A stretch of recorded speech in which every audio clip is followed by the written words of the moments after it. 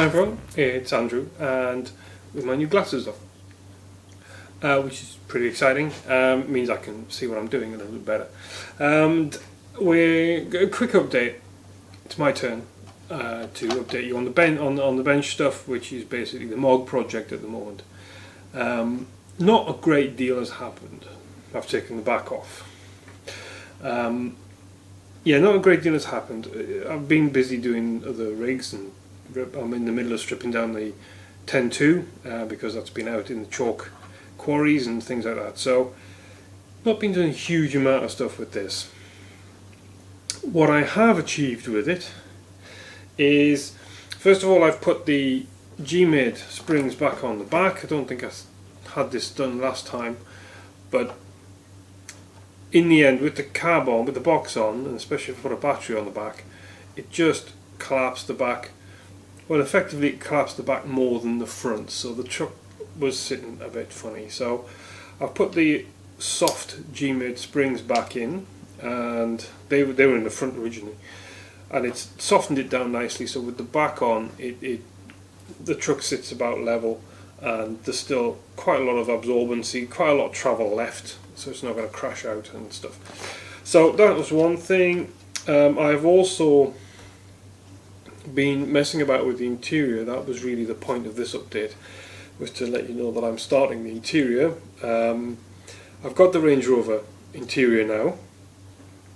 There is a separate video for that I will release alongside this one, really focusing on all the parts and stuff like that. It's not relevant because I'm not using many of them, but in itself it's a worthy video. So go check that out as well after this. I'll probably release it the day after this one comes out.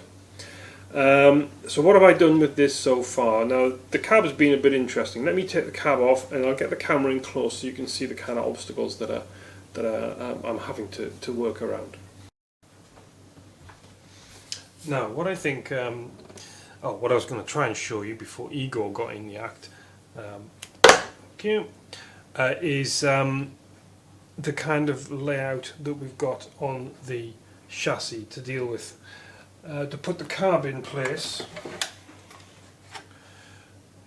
the carb is sitting, there's the magnet grabbing it, so the carb sits kind of here, windows and so on, coming pretty much down the centre line of the tyre. Okay, pretty much down at the centre line of the tyre. Now,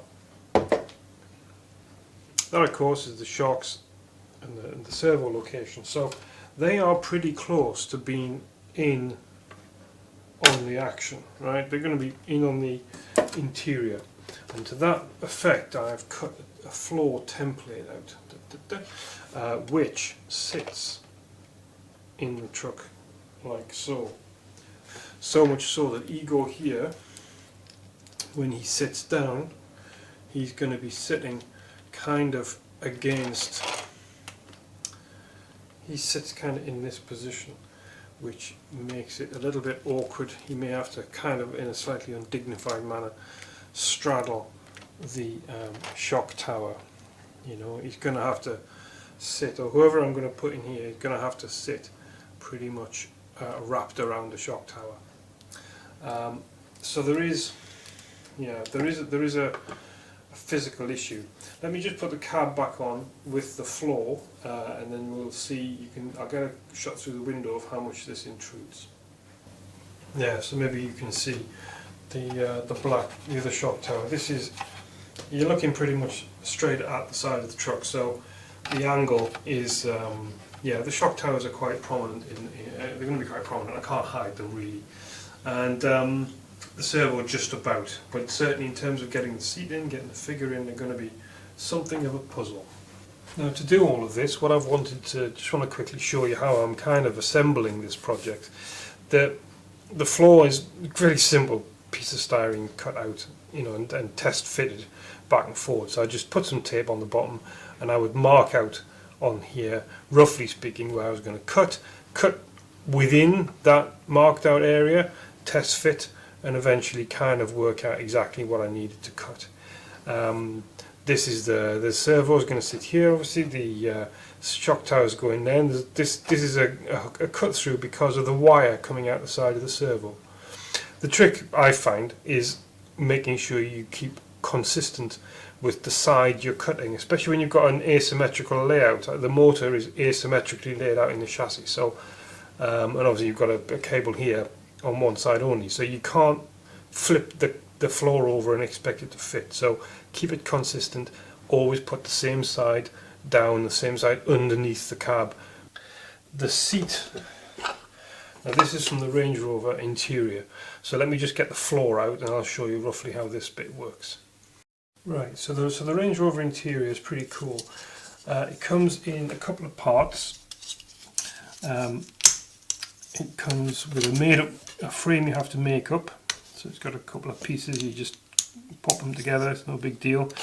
It's got the seat base, which has got little slides on here, and you can pop that inside. And the cool thing then is that you can adjust the seat, can go back and forwards on the rails. Yeah. So that's going to give a fair amount of flexibility in terms of seating and positioning, perhaps even when it's finished. You know, if you want to take the guy out, you could push the seat back in the cab, get the guy out from behind the wheel and so on, and then slide him back into place. The seat base, which is this piece, has these glued in strips already in place that comes with these on, and they of course allow the frame to sit in it. And it's such a good fit, you don't really need glue. And the idea is that will sit something like that. Yeah, so it'll sit something like that. He'll then obviously sit on there. But you see what I mean? When I did the unboxing of this, I was quite struck by how big it is, the interior. I mean, he is going to sit very comfortably on there. He's not really going to come anywhere near the back of the seat. It's quite a big thing. He's your Call of Duty figure. And although he's probably a little bit, I was worried a little bit short for the truck. So the tyre coming up to his armpit felt a little bit like he was too small. But I found some pictures of a German army Unimog, being the guys running up to the Unimog, and they are literally that tall. That's it. They can't even see over the bonnet. You know, he's maybe not that small for the truck as it turns out. But I suspect I'm going to have to get somebody bigger, because I can't have him perched on what looks like a bench seat when it's actually meant to be single person.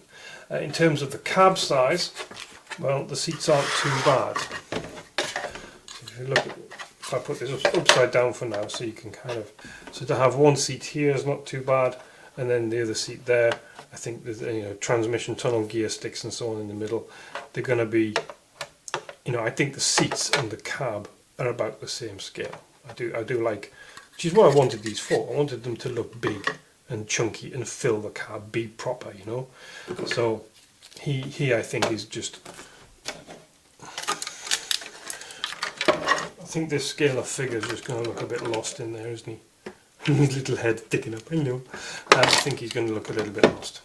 So bigger figures are going to be in order, which means I'm inevitably going to have to get the razor saw out and operate. Cue evil laugh.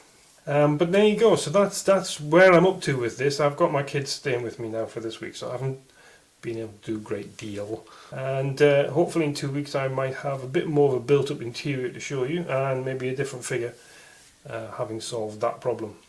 Alright, well, I'm sure Ted will be along shortly with his D90, and let's see how that's been getting on. Thanks for watching, guys. Check out the unboxing of the Range Rover seat if you are in Range Rover interior if you are so inclined. Thank you. Like and subscribe, hit the bell, do all that stuff. That's brill. And keep the awesome comments coming. I'll catch you soon. Bye.